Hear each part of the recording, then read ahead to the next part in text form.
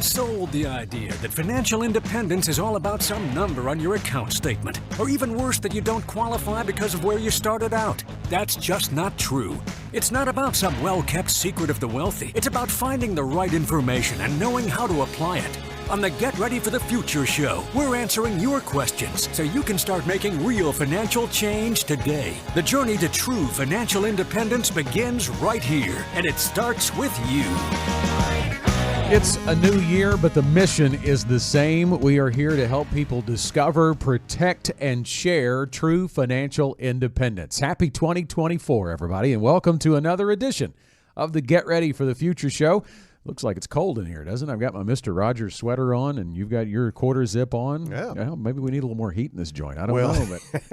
But I would, after about November, I would take more heat for the rest of the winter. Yes. I'm that way. Here's what I say. I say, give me a white Christmas, make it cold, make it snow, and then I'm ready for 75 degrees again. It needs to melt off like on the 26th or Yes. 27th and be back to 75 degrees. Well, I would agree. We haven't started the new year like that, so we're braced for some cold weather, but it is a new year. Hope you had a great holiday season and you're ready to get after it in 2024 and hopefully make some changes that will help you on your journey to true financial independence. That's why we exist here at GenWealth Financial Advisors, and it is why we do the Get Ready for the Future show. And for the past year or so, we have been taking your questions and helping provide answers on the air during our podcast, during our radio show, during this live stream Get Ready for the Future show. So we're going to kick it off today with a couple of questions. We usually have about 4 per show, John. That's usually where we land.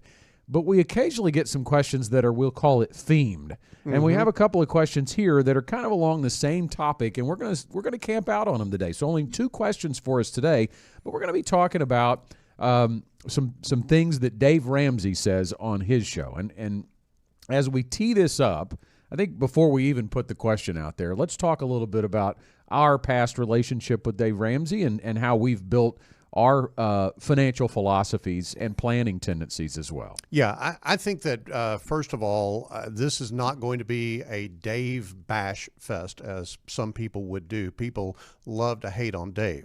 But Dave has literally helped millions of Americans from a financial standpoint, particularly in the area of debt. He's been very strong on helping people to get out of debt. And we've got a past relationship with the Ramsey organization. We were at one time endorsed local providers for the Dave Ramsey program, or I think they're called Smart Vestor Pros now. We participated in that program for a while. We've been to some Dave Ramsey events. A lot of the business philosophy that we use to run GenWealth as a company comes from Dave's Entree Leadership Program, which is an amazing program, has helped small business owners all across the country, done really, really well for that. We've been to those events. We've met Dave, had conversations with him. He's a good guy. He really is a very good guy. But we have some differences with him in some areas that we're going to explore today, Scott. But I don't think that those differences need to overshadow what he's accomplished. And just real quickly, I'll tell you that he sold over 11 million personal finance books, has had over 5 million people participate in Financial Peace University, and his legacy of helping people is just absolutely indisputable in those areas. But there are things that we have a responsibility as financial advisors to call out when we see that there is misinformation or miscommunication of information, or however you want to characterize it. I don't understand why the things that have been said in the investment realm have been said, but I do know that they are in error, and it is what's at jeopardy is your financial independence if you listen to something that is an error. So it is our responsibility to call that out. So hopefully that sets the stage for what we're going to talk about here as we delve into the subject today. And quite frankly, I think it's important to note that that's even gotten back to Dave in the past, and he has modified his stances on other topics. He for a long time, railed against annuities just in general as being bad. He has had some pushback at that and has listened to it and has kind of modified his stances. So, you know, the act of what we're going to go through in this show is really just to point out what we know is based on what we do every day, and not at all intended to be negative towards Dave. And I would also say, even from not just a professional level, but even a personal level, I've read his books. I've applied some of his tenets and some of his basic principles, and really appreciate that as well. So as we jump in, our first question is from Carl in Sherwood, and he writes, I hear you guys talk periodically about Dave Ramsey and his philosophies on money. Where do you agree and disagree with the things that Dave says on his radio show, and why? Well, let's start with the debt. John, we talked, you already mentioned that. A debt-free life is the best life. There is no question about that. And we work with our clients many times because our goal is for our clients to reach true financial independence. You can't truly be independent financially when you have debt hovering over your head. Hey, I'm going to quote Dave because he quotes the Bible in this. He says, the borrower is a slave to the lender. And that is true. That is very true. And I don't care what the circumstances are. You are indebted to someone if you have a mortgage. You're indebted to someone if you have credit card debt. You're indebted. You have an obligation to pay that person before you pay anybody else. And so that is a big deal. And we agree that debt is bad for the most part. Now, you have to have some debt in most cases to have a home to live in. And so we understand that. But credit card debt, particularly revolving interest credit card debt, is a cancer on so many people in our society today. Dave's optimistic view on wealth creation, we believe that almost everyone who has ever bet against the American economy has lost that bet, because we believe in the long-term nature of the growth of the American economy and investing in equity mutual funds. We think that is a true and right philosophy. Dave adheres to that too. And then Scott, his slow and steady method of building wealth, of basically just saving and investing and doing it. Yeah. He points out very accurately that one of the biggest factors in financial independence is just getting started to do the habit of savings. Yeah. And we would agree with that as well. So all that being said, that there's a lot of agreement in the things that we do and the things that Dave does. But just like I know you don't have any family members like this, but I got some family members that I disagree on religion and on politics, on you name it, on what channel to watch on TV and all of those things. Those things, those are family issues that you learn to take care of and live with, and hopefully educate people in ways that come around to your way of thinking. Some of those things are minor, but some are really important.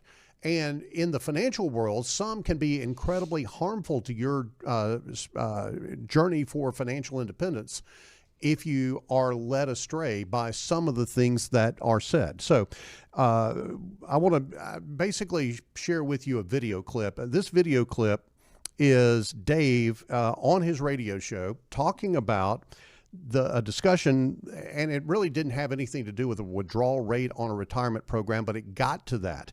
And so this discussion goes into the question of what is a reasonable withdrawal rate from your IRA in retirement.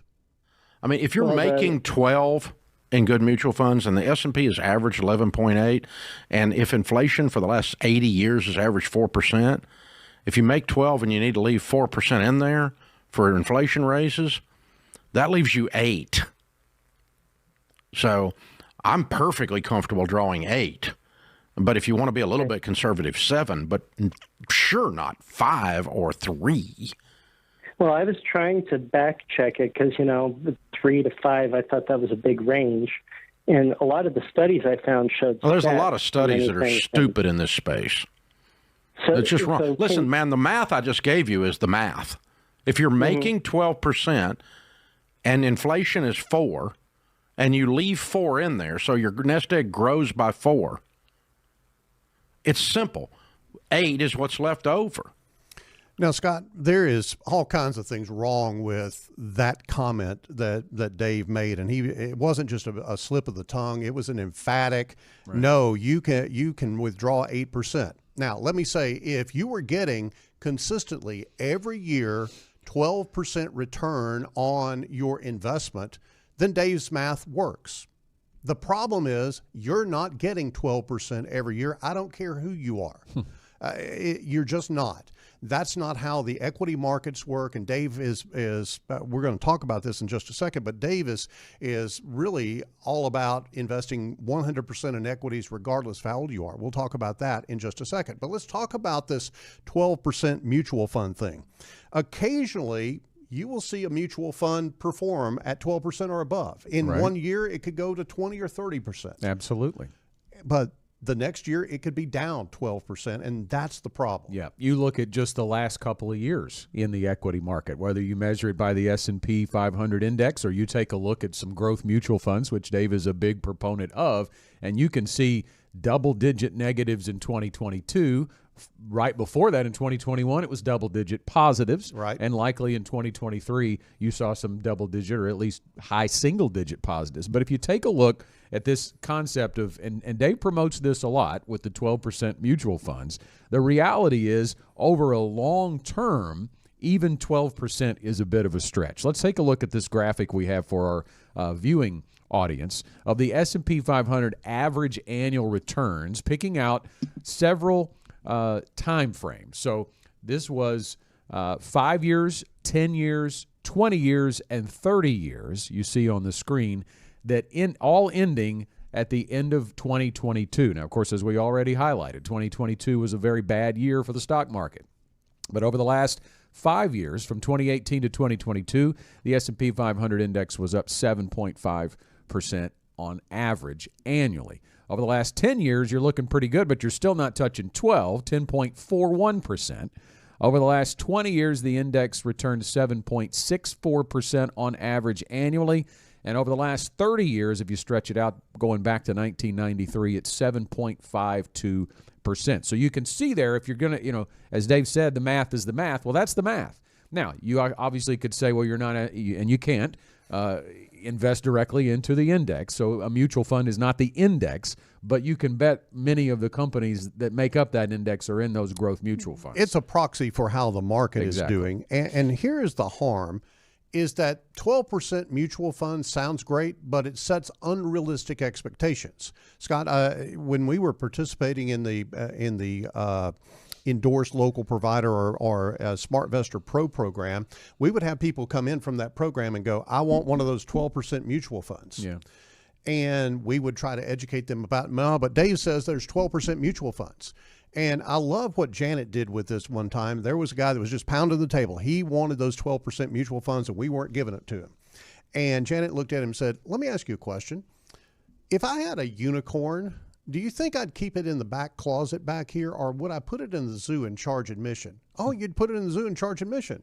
Well, you know what? I don't have a unicorn, and I don't have a 12% mutual fund because neither one of those things exist. And so it really is a misnomer that has gotten out into the public because of the generalization that has been made about this and the over-optimistic view of what equities will do for you. Will you occasionally have a period of time that a mutual fund or an investment in equities might do 12%? Yes, but your longer-term average is going to need to be moderated from that. And there's a great difference in the outcome that you get in a 12% return versus a 7 or 8% rate of return, which is, in our opinion, way more reasonable. Yeah, the long-term average of the S&P 500 index, as we just showed you on the screen, more like between 7 and 8. So that would be the expectation, again, over a long period of time, not annually. And then the other part, I think the next part we need to get into here is, according to that comment, when you hear Dave talk about it, there is an assumption that in retirement, you are going to be withdrawing from a 100% equity portfolio. And from a financial planning standpoint, that just doesn't make sense either. Dave recommends 25% aggressive growth, 25% growth, 25% growth in income, and 25% international. Well, he's all over the map there on sectors, on investment objective. You've got to, that even trying to put that together can be a challenge on what exactly you mean by that. But if you do that, he's talking about a 100% equity portfolio. And in your 20s and 30s and 40s, in your accumulation phase, that might be an appropriate allocation for you in your 401k. But when you begin, John, to take money out of your 401k or your IRA, which that soundbite was about, 100% equity is really a pathway to destruction. Yeah, it is. There is something called sequence of return risk that is not being factored into anything that Dave is talking about. He's talking about earning a straight line 12% rate of return. At GenWealth, we use an 8% rate of return for our longest term equity bucket in the GenWealth Ready to Retire process that we put people through. But Scott, it is fraught with danger, and I want to give you an example of what that actually looks like. Let's take a look at this chart. Peter Maluk, who is the owner of a firm called Creative Planning in Kansas City, took the time to design this chart after he heard about Dave's 8% withdrawal rate and using 12% mutual funds and 100% equity portfolio. This chart looks very busy if you're looking at it on screen, but let me help you to understand what it says. Essentially, if you have someone who retired in 1965, a 100% equity portfolio, an 8% annual withdrawal rate would run them out of money in something like somewhere between 10 and 15 years. And there are 13 examples of this from 1965 all the way to 2007.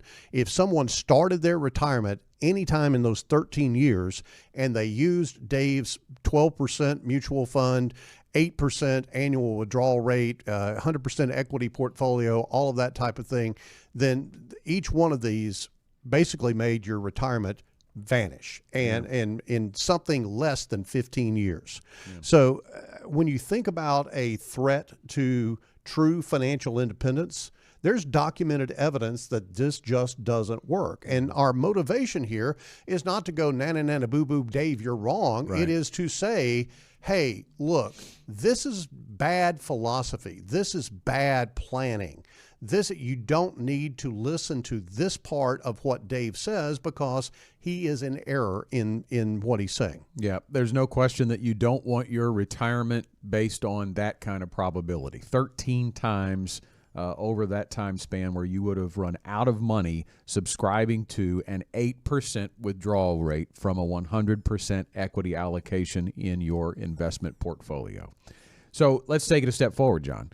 So what is a safe withdrawal rate? Well, that kind of depends too, because there is lots of evidence when it comes to this sequence of return risk, and that is one of the three risks we talk about with our clients in the meeting room. There's sequence risk, inflation risk. You do have to believe in equities, and we'll get into how we do that in just a few moments, because you can't totally abandon the growth component of your portfolio in retirement, because you do have to give yourself raises, and that is one, at least, category that Dave got right about talking about inflation. But you don't need a 4% growth on your overall portfolio to battle inflation. You need raises to your income in inflation, and that's the difference there where he was off on that. But if you take a look at what is a safe withdrawal strategy with a little bit more of a conservative portfolio, taking a random withdrawal from that portfolio is still risky.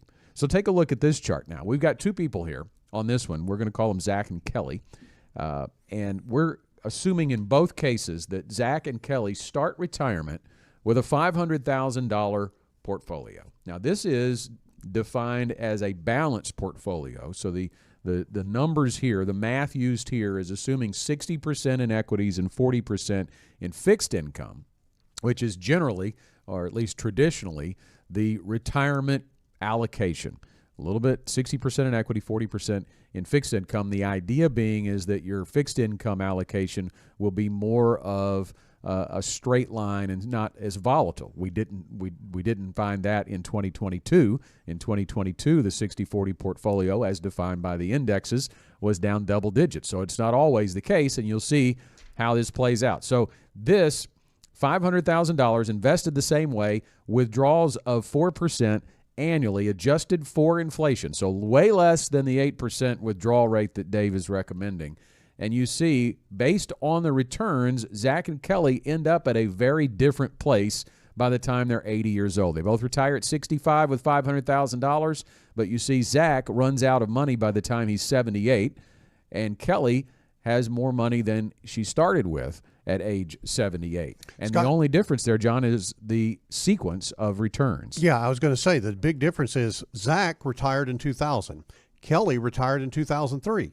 If you remember back to 2000, it was 3 really bad years back to back in the stock market, negative years, because we had the Y2K thing, we had 9/11, we had some corporate scandals, and the market just was going down, down, down for those 3 years. So Zach had one experience, if you will, with his investments in the stock market, in that when he started retirement, the market went down and he was pulling money out. So this is like a tailspin of an airplane that you can't pull out of. Yeah. And so Kelly had the wind at her back. 2003, the market was doing great. And there was great markets for a number of years after Kelly started retirement. So she was able to perform very well. And it's just an illustration of how volatile this whole thing is. And I will tell you, withdrawal rates are debated in our industry among even the nerds and the eggheads, as Dave calls them.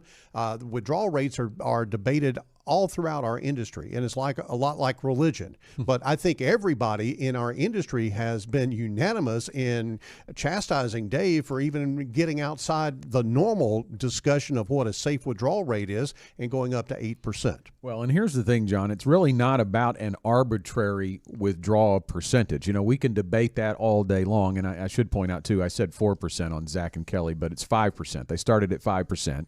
And they increase it each year by 3.5% to keep up with inflation. But the reality is, you could get that withdrawal rate ratcheted down to a quote unquote safe number if you got down low enough, right? But the reality is, you're still pulling from an investment that potentially could be losing value as you are selling shares. Because another term we use for sequence risk, it's really reverse dollar cost averaging. You talk about when you're accumulating money, and you've heard us talk about on this show many times, the value in continuing to periodically buy shares of an investment, and when it drops in value, you are buying those shares at a discount. In other words, you're getting more shares for the same dollar amount when the values are down. If those investments go back up over time, that is a tremendous advantage for you from an investment perspective. It's not a guarantee of success, but it does create an opportunity to accumulate more shares, and when the value goes up, you've accumulated more dollars. The reverse is true when you are selling those investments to use them as income. So what's the answer? That's really what we need to get to here. It's not an arbitrary withdrawal percentage. It is an investment strategy, John. And here at GenWealth, our ready-to-retire process is a planning process that creates an investment strategy using more than just 2 asset classes and segmenting them, assigning the dollars, if you will, assigning the investments for certain time periods that you plan to use them in retirement. Scott, I'm a pretty simple guy, and I really like to put things in simple terms so people can understand it. And here's what you need to understand. It is not a bad market that causes you to lose your financial independence or for your portfolio to go down significantly. It is selling something in a bad market that causes that to happen. Very simply, if you have a 100% equity portfolio, then you're going to have to sell something at some point in time during a bad market because that's where the money is.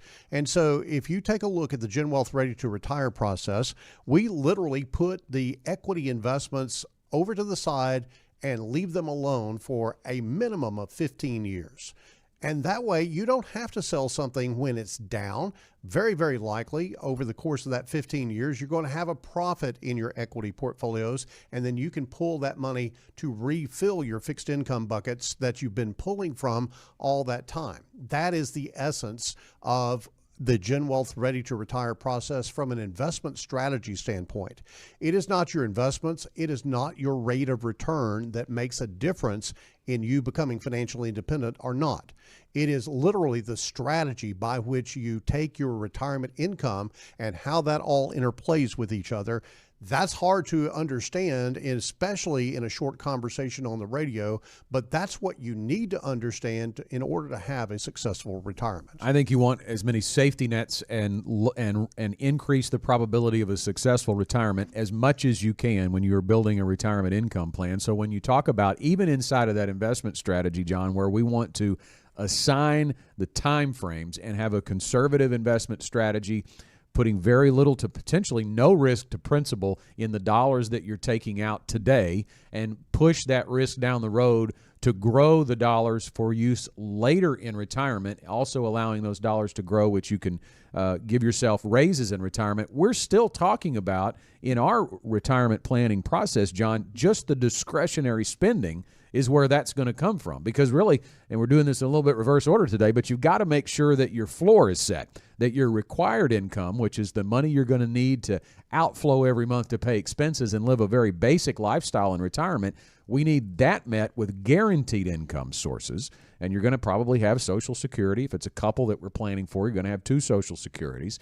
Finding the best strategy to claim Social Security to maximize those dollars is important. If there's a pension, that gets lumped in to help pay the expenses. And maybe you have enough guaranteed income to pay those expenses. But if you don't, you need to we would utilize some of the investment portfolio to set up to guarantee a portion of your monthly income, enough and up to the point of having your basic lifestyle needs met. When you have that floor, when you have that foundation to your financial house, rock solid with guaranteed income to meet those basic living expenses, it gives you a tremendous amount of, here's a key word, freedom to do what you want to do with the rest of the money.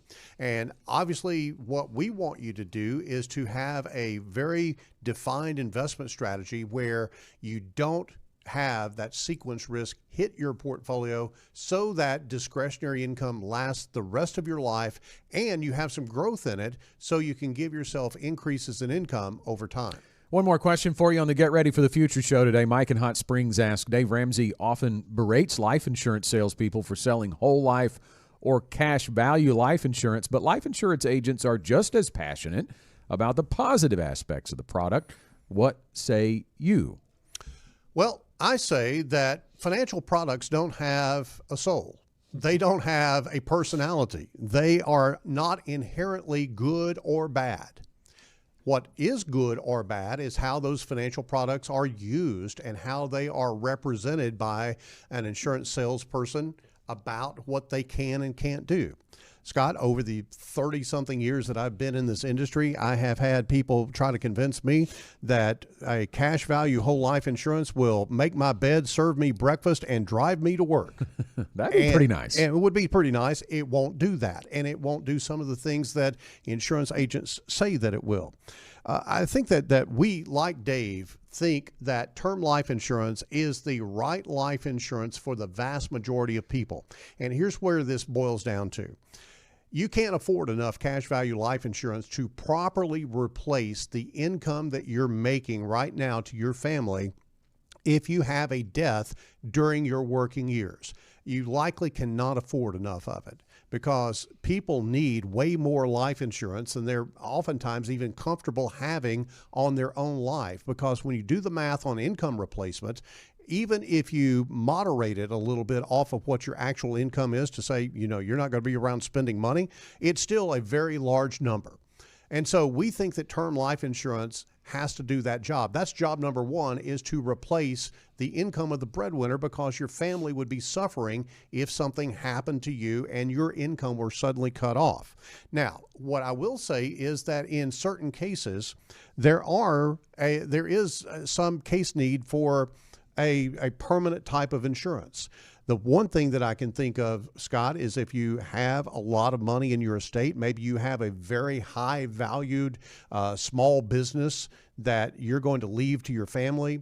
If that passes on to the next generation, there's going to be a tax bill on that. Yep. And frankly, in 2025, that tax bill is probably going to be a lot higher than it would be if you died in 2023 or 2024. Mm-hmm. So there's some complexities there that you've got to have the liquidity to be able to pay those estate taxes. And you may have to pay those estate tax, or your family may have to pay those estate taxes when you're 90, 95 years old, whatever the case may be.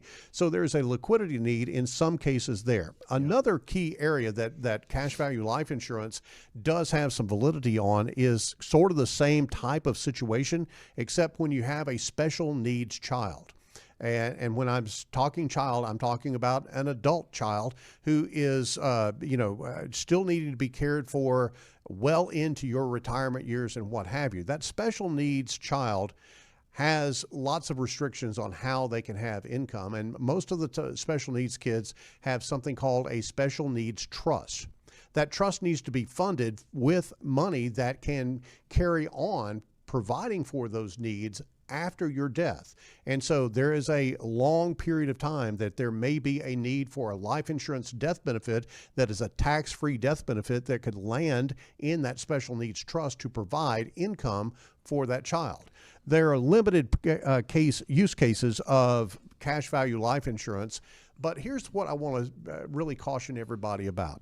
Anytime someone says to you, never do this, or always do that, I think you've got to question that, because life is not a cookie cutter situation.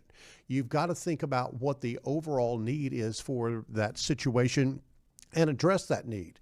We believe term life insurance does a great job and are huge advocates for term life insurance in the vast majority of life insurance needs, but there are some areas where cash value life insurance actually can play a critical role. Yeah, the word unique comes to mind. Everybody's situation is unique. And certainly back to the Dave Ramsey discussion, he has such a large audience, John. There's no way he can talk to anybody on a one-on-one basis. He's got an audience of 18 million people per week.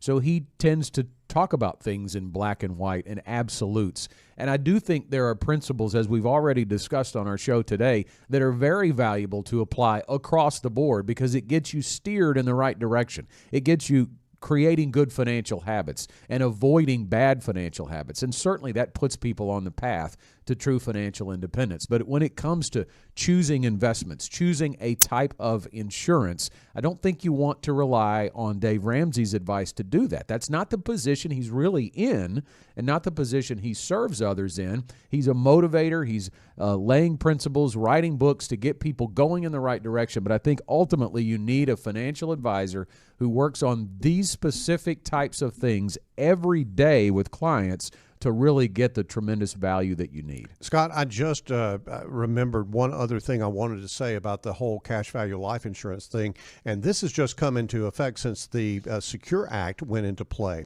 If you are leaving your IRA or Roth IRA, let's talk IRA or 401k plan, if you're leaving that to a non-spouse beneficiary, let's say your children, and you think, okay, well, I've got $1 million in my IRA account, they're going to be in good shape.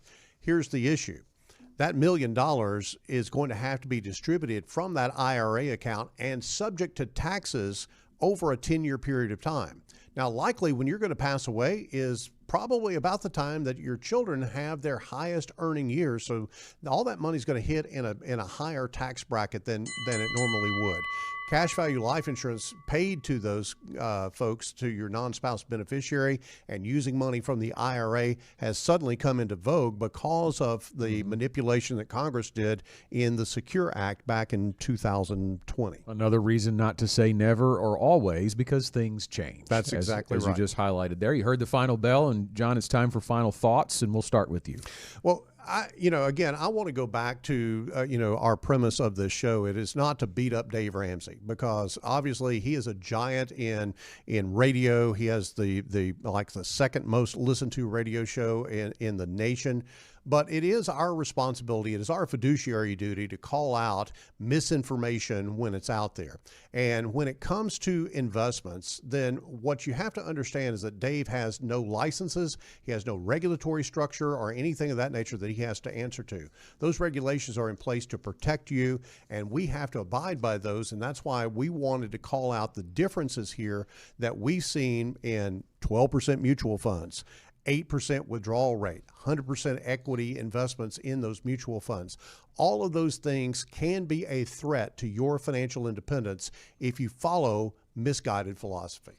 My final thought is if you heard something today that you really would like to know more about, we are always here to take your calls, to set an appointment, especially if you are beginning to think about retirement and starting to think about that portfolio and what to do with it, how to invest it, how much can I take out safely on a regular basis.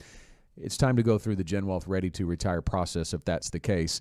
And you can do that by calling 866-653-PLAN. That's 866-653-7526 to set up your first appointment with a GenWealth advisor, and we'd be happy to walk you through the Ready to Retire process and build a retirement income plan designed for you.